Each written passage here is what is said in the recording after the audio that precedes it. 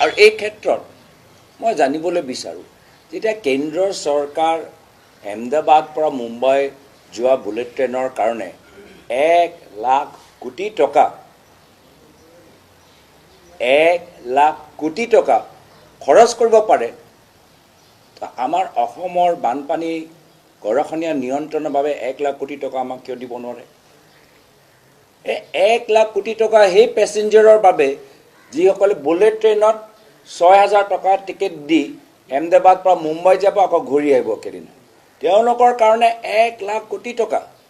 আৰু অসমত আমাৰ খেতি মাটি গুচি গৈছে, মাজুলীত গহনীয়া হৈছে, আজি চমৰীয়াত মাণ্ডিয়াত খহনীয়া হৈছে, আৰু আমাৰ কাৰণে 200 কোটি টকা 300 কোটি টকা এনেধৰণৰ আজি আমাৰ লগত হেমাহি কিয়? তো মই বিচাৰোঁ যে কেন্দ্ৰৰ চৰকাৰ যিদৰে 1 লাখ কোটি টকাৰ ৰেলৰ কাৰণে দিছে, এটা বুলেট ট্ৰেইনৰ কাৰণে দিছে, 1 লাখ কোটি টকা অসমৰ বানপানী গৰাখহনীয়া সমস্যাৰ কাৰণে দিয়ক। আৰু এনেধৰণৰ দাবী অসমৰ ৰাজ্য চৰকাৰ কেন্দ্ৰীয় চৰকাৰক অৱগত কৰক। মই নিজে নিজৰ ব্যক্তিগত হিচাপে এজন সাংসদ হিচাপে আমাৰ দাবী কেন্দ্ৰীয় চৰকাৰৰ সন্মুখত দাঙি ধৰোঁ যে ইমানবোৰ যে চিণ্ডিকেট চলি আছে, কয়লা চিণ্ডিকেট, বালি চিণ্ডিকেট, শিল চিণ্ডিকেট, তেওঁলোকৰ যে হেভি ডাম্পাৰ, তেওঁলোকে সেই ডাম্পাৰ চলোৱাৰ লগত আজি কোনোবা এজন ৰাজনীতিবিদৰ সম্পৰ্ক, কোনোবা এজন মন্ত্ৰীৰ ভায়েকৰ ঘনিষ্ঠ সম্পৰ্ক, ইমানবোৰ গাড়ী চলি আছে যে গোটেই গাঁৱৰ ৰাস্তাবোৰ বেয়া হৈ গৈছে। গোটেই অসমৰ গাঁৱৰ ৰাস্তা বিজেপি চৰকাৰৰ চিণ্ডিকেটৰ ভিতৰত অন্তৰ্গত চলি থকা ট্ৰাক আৰু ডাম্পাৰ বাবে বেয়া হৈ গৈছে। যে আজি দেখিলোঁ গুৱাহাটী, আজি দেখিলোঁ যোৰহাট, আজি দেখিলোঁ Dibrugarh, man made flood, artificial flood, ড্ৰেইনবোৰ ব্লক।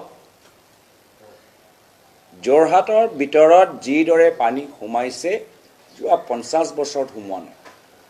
JB কলেজত যিদৰে পানী সোমাইছে যোৱা 50 বছৰত আমি এনেকুৱা দৃশ্য দেখা পোৱা নাই।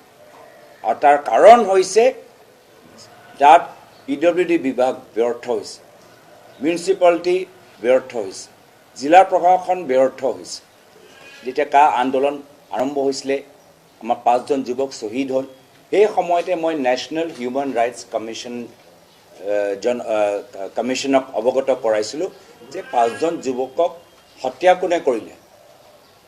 শ্বহীদ হোৱাৰ কাৰণে কোনোবা হত্যা কৰিব লাগিব, কোনে কৰিলে? আজিৰ তাৰিখত সেই কোনজন আৰক্ষী বা কোনজন ব্যক্তিৰ গুলীত এই 5জন যুৱক নিহত হ'ল মই সেইটো জানিবলৈ বিচাৰোঁ। কিন্তু একো একশ্যন নেশ্যনেল হিউমেন ৰাইটছ কমিশ্যনে লোৱা নাই। আকৌ মই নেশ্যনেল হিউমেন ৰাইটছ কমিশ্যনক মই যোৱাকালি অৱগত কৰালোঁ যে আমাক তদন্ত লাগে। ৰাজনীতি কৰি এবাৰ বিফল হ'ল।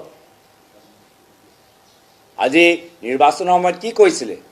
মংগলসূত্ৰৰ কথা কৈছে।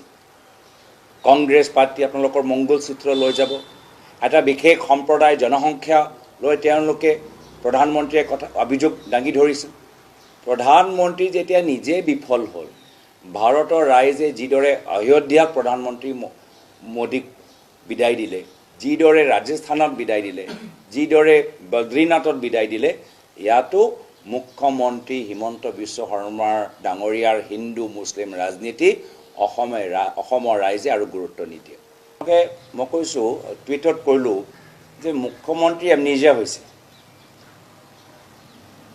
সাধাৰণতে বয়স হ'লে এইখিনি বেমাৰী সোমায়, কিন্তু মুখ্যমন্ত্ৰী মহোদয় তেওঁ বয়স কম, তথাপিও অলপ বেমাৰী সোমাইছে।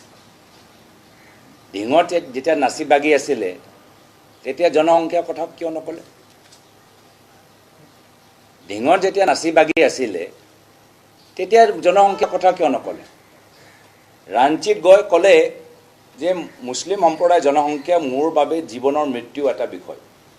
যেতিয়া ডিঙত নাচি আছিলে নিজৰ জীৱন বচাবলৈ নাচি আছিলে নেকি? নিজকে সুৰক্ষিত কৰিবলৈ নাচি আছিলে নেকি?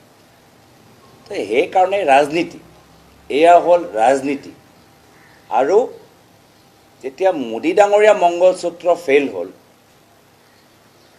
এতিয়া মোদী ডাঙৰে নিজে জনসংখ্যা লৈ ৰাজনীতি কৰিবলৈ বিচাৰিছিলে, কিন্তু তেওঁ ফেইল হ'ল। অযোধ্যা হাৰিলে, বাৰাণসীত মোদী ডাঙৰীয়া ট্ৰেইলিঙত চলি আছে। মোদী ডাঙৰীয়াৰে মুছলিম জনসংখ্যাৰ ৰাজনীতি মানুহে বুজি পাইছে, চিনি পাইছে, নাকচ কৰিছে। তো অসমতো একে কথা হ'বলৈ গৈ আছে। অসমতো অসমৰ ৰাইজে নাকচ কৰিব।